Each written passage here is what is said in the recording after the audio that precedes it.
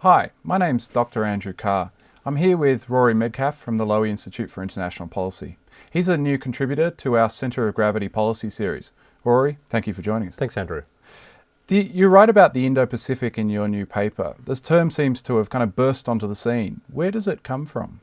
Well, interestingly, it's a much older term than many of us have perhaps realised. It's true that it's only been used in, I guess, contemporary geopolitics for a couple of years. The first recent references I can find were 2005, and it's been used since then increasingly to describe a strategic system that's bigger and wider than the Asia-Pacific or Asia, the formulations we're used to here in Australia.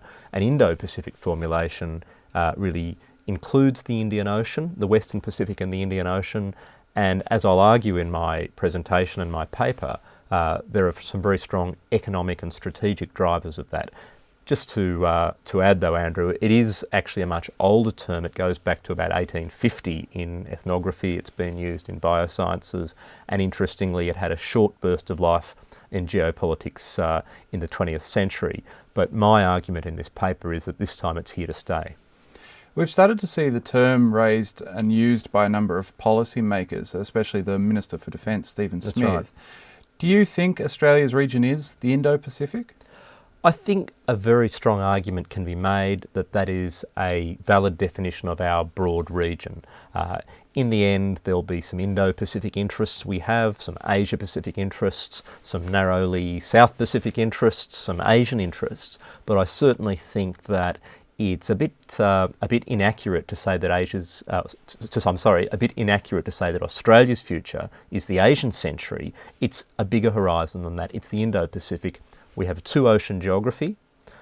We are engaging with an Asia that is increasingly Indo-Pacific in its trade links, its strategic links. Just look at China's energy dependence right across the Indian Ocean from Africa. In a way, China is the Indo-Pacific country, although the Chinese probably wouldn't put it that way.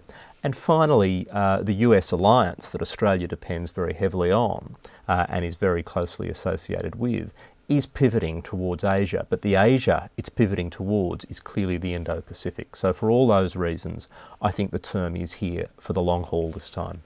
It's interesting that you raised China. Some people have seen the Indo-Pacific term as one that excludes China. Do you think that's fair? I think that's a criticism that really needs to be addressed, and I certainly think that any perception of that is a problem and has to be dealt with. Now, I would argue that the Indo-Pacific, by definition, includes China, and in fact, as I say in my paper, by dint of its trade routes, its acute maritime energy dependence across the Indian Ocean, and the fact that China is beginning to play in diplomacy and even security in the Indian Ocean and South Asia, China is becoming the quintessential Indo-Pacific power. However, the term has been used in a number of reports and a number of contexts, whether it's by the US military or whether it's by some US think tanks, that could be seen to be associated with a balancing strategy against China. And that's why it's understandable that at the moment there are misgivings in Beijing. I think it's important, though, for us to look at the term more objectively and to find ways to address those misgivings and to really, I guess, ultimately reflect the fact that the Indo-Pacific region is the context in which China is rising, the context in which Australia's interests are engaged. We should be able to find a way to reconcile that in policy. The Centre of Gravity series is focused around policy. So how does this academic concept of an Indo-Pacific apply for policy and for what the Australian government should do in the future? Thanks, Andrew. With respect to my academic friends, it certainly is more than an academic concept, if I can put it that way. I think it does have a very direct policy relevance. Australia needs to direct its policy attention, whether that's diplomacy, whether that's trade, whether that's security, beyond purely an East Asian context and look more widely, including, as I've argued for a long time, India.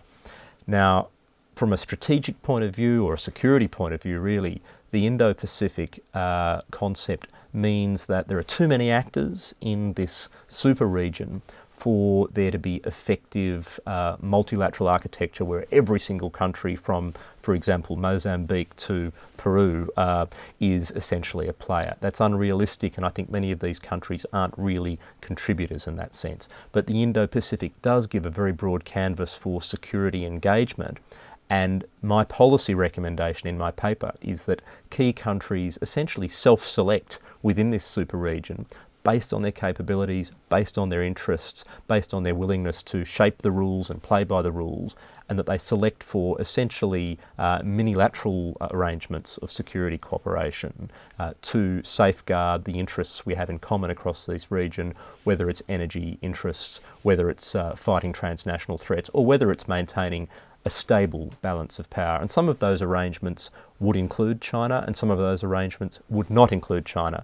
But Australia is, I think, uniquely positioned to take a lead in shaping those arrangements, and we could make a good start through essentially using the US military presence or the Marines rotation in Northern Australia in Darwin as the core, if you like, of various multilateral or minilateral security cooperation arrangements, exercises, dialogues and so forth.